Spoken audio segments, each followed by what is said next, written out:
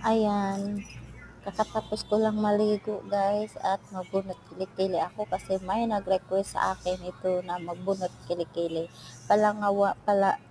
Pangalawang beses ko tong bunot kilikili part 2. Ayan.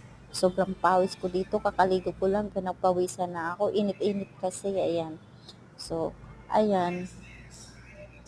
Sobrang init talaga. Naligo na naman ako ng pawis sa kaligo ko lang. Ayan, namunas ako ng pawis ko kasi yun nga, sobrang pawis ko. Tingnan nyo yung kilikilid ko, di ba? Ayan, ubusin ko yung balahibo ng sa kilikilid ko. Ayan. Ayan, pinunasan ko kasi basa siya ng lotion. Nilotionan ko kasi siya.